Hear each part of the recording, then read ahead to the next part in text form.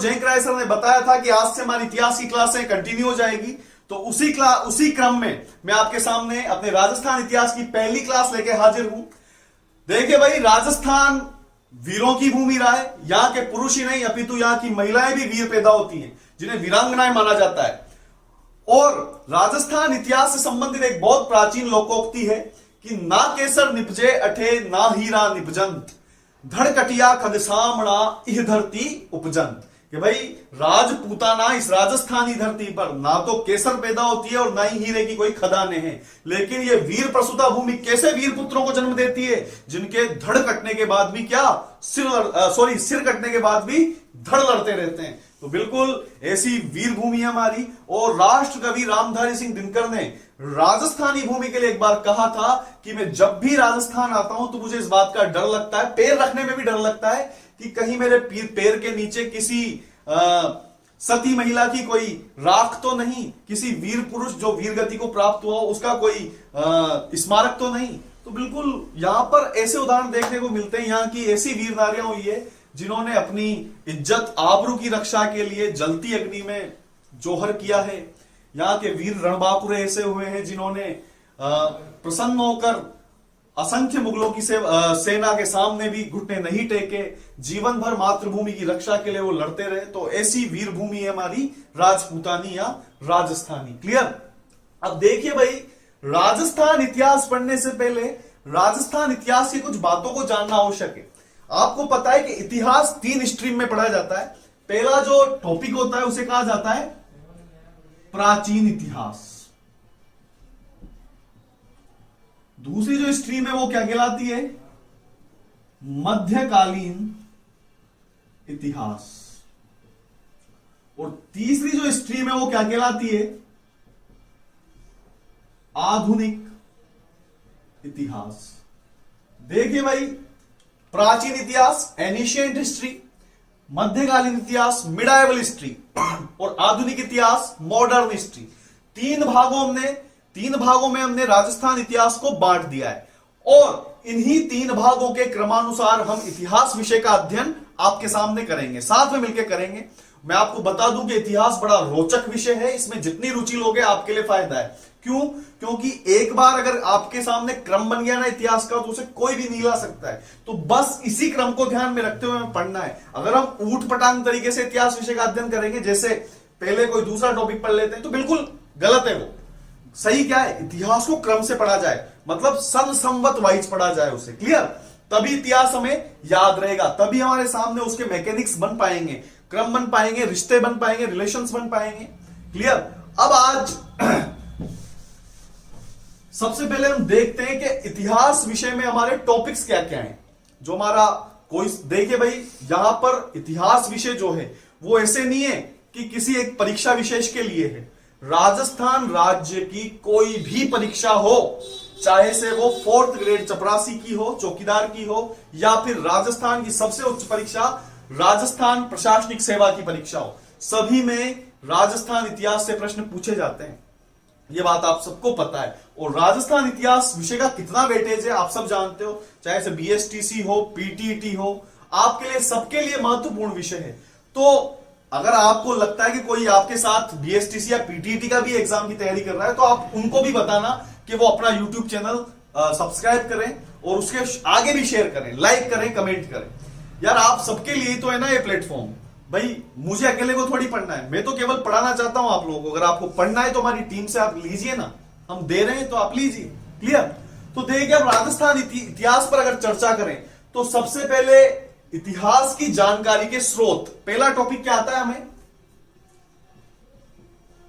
राजस्थान इतिहास की जानकारी के स्रोत। बिल्कुल, इतिहास विषय को तभी तो पढ़ा जाएगा जब तक हमें उसके स्रोत ही पता नहीं होंगे। हम पढ़ सकते हैं क्या? तो देखिए भाई, स्रोत में भी 2 प्रकार के स्रोत आते हैं आपके सामने। एक तो पुरातात्विक स्रोत और दूसरा स्रोत आता है आपके सामने साहित्यिक स्रोत। देखिए भाई, किसी भी राजा का कालक्रम जानने के लिए पुरातात्विक स्रोतों की बड़ी महत्वपूर्ण स्थिति है। और पुरातात्विक स्रोतों को भी दो भागों में बांट सकते हैं अपन। पहला अभिलेख और दूसरा ताम्रपत्र। तो मान लो कोई राजा है, उसने अपने राजकाल में कोई अभिलेख लगवाया है या उसके द्वारा कोई ताम्रपत्र जारी किया है, तो उससे हमें क्या पता पड़ता है, उस राजा के जीवन काल की जानकारी मिलती है हमें। तो इसी आधार पर इतिहास को जानने के लिए सबसे जो पहले स्रोत आते हैं वो क्या है, अभिलेखीय स्रोत और ताम्रपत्र। क्लियर। उसके अलावा दूसरे स्रोत आते हैं हमारे सामने साहित्यिक स्रोत। मतलब यदि मान लो कोई शासक था, उसके काल में अगर कोई लिटरेचर साहित्य लिखा गया है तो उससे भी हमें राजा की जानकारी मिलती है, उस शासक की जानकारी मिलेगी, उसके राज्य की जानकारी मिलेगी, उस राज्य के राजनीतिक संगठन की, प्रशासनिक संगठन की और सामाजिक संगठन की जानकारी मिलेगी। तो दूसरा महत्वपूर्ण स्थान किसका है, साहित्यिक स्रोतों का। क्लियर।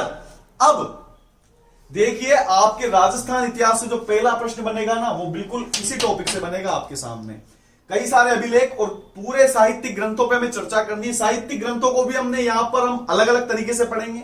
जैसे सबसे पहले हम रासो साहित्य पढ़ेंगे, उसके बाद वेली साहित्य पढ़ेंगे, उसके बाद राजस्थानी लोक संस्कृति के साहित्य पढ़ेंगे, संस्कृत साहित्य पढ़ेंगे। बहुत सारी चीजें इसमें हम उसको बिल्कुल विभाजित कर करके ही पढ़ेंगे यहां पर, और उनके अंदर तक की जानकारी दूंगा मैं आपको। उसके अलावा अभिलेखों में भी अपन सब चीजें पढ़ेंगे यहां पर। तो पहला टॉपिक क्या हो गया हमारे सामने, राजस्थान इतिहास की जानकारी के स्रोत। ये एनिशिएंट हिस्ट्री चल रही है अभी आपकी। उसके बाद अगला जो टॉपिक आता है आपके सामने,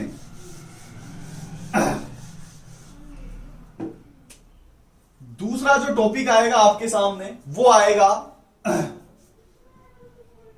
राजस्थान की प्राचीन सभ्यताएं। देखिए भाई, राजस्थान में कई बार खुदाई की गई है और इस खुदाई में कई सारी सभ्यताएं मिली हैं हमें। तो उसी क्रम में जो महत्वपूर्ण सभ्यताएं हैं वो पढ़नी है हमें। वैसे तो राजस्थान की 4 महत्वपूर्ण सभ्यताएं हैं। पहली है कालीबंगा, दूसरी है आहड़, तीसरी है गणेश्वर और चौथी है बेराठ या विराटनगर। तो ये 4 सभ्यताएं तो हमारे लिए इंपॉर्टेंट है ही सही। इसके अलावा भी 40-50 छोटी मोटी सभ्यताएं भी हैं, तो वहां से ही प्रश्न बनता है। तो दूसरा प्रश्न हमारे सामने कहां से आएगा, राजस्थान की प्राचीन सभ्यताओं से। क्लियर। ये 2 टॉपिक आपके।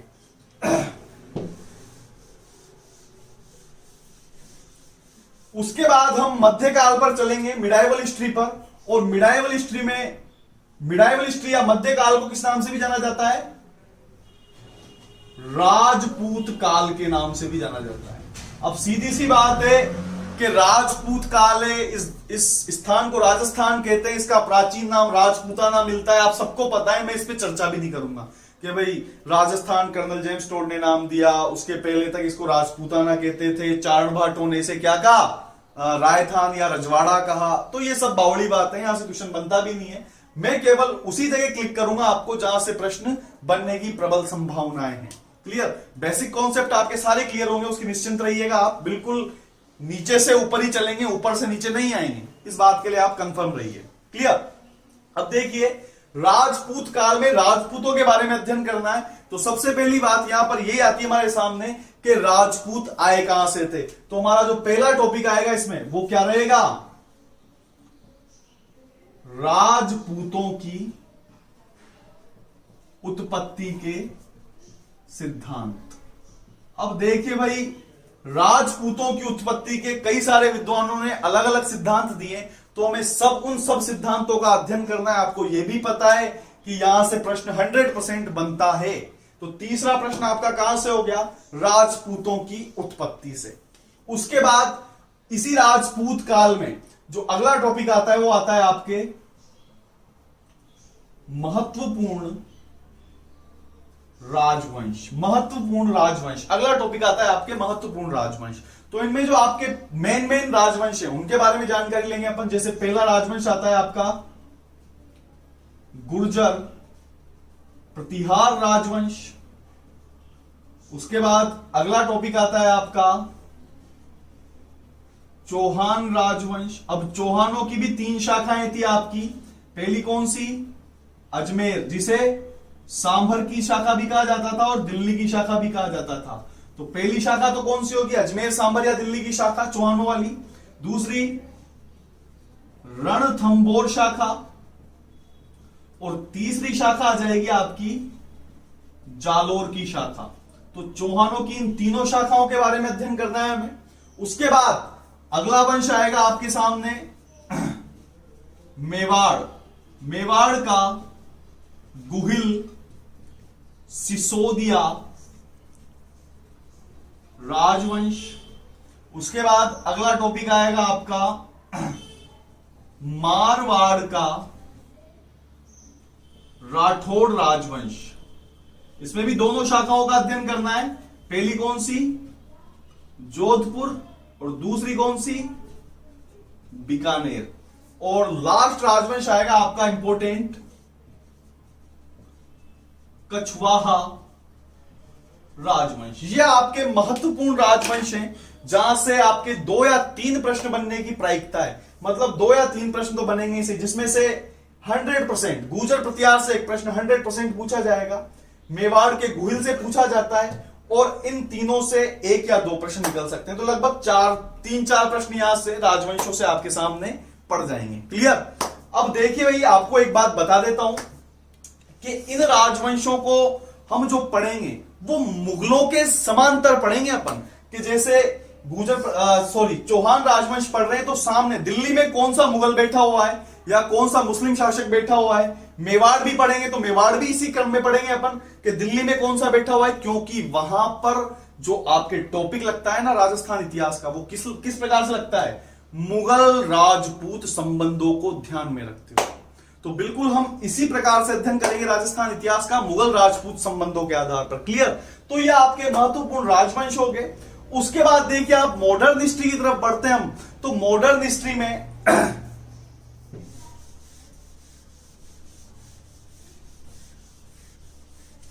मॉडर्न हिस्ट्री का काल माना जाता है अंग्रेजों का आगमन। जैसे ही राजस्थान में या भारत में अंग्रेजों का आगमन हुआ तो उसके बाद की क्या स्थितियां रही, उसके बाद किस प्रकार की घटना हुई, उन्हीं घटनाओं को ध्यान में रखते हुए जो राजस्थान का आधुनिक इतिहास है वो पढ़ेंगे अपन। तो सबसे पहला जो आधुनिक इतिहास में टॉपिक आएगा वो आएगा रियासतों तथा अंग्रेजों के मध्य सहायक संधियां।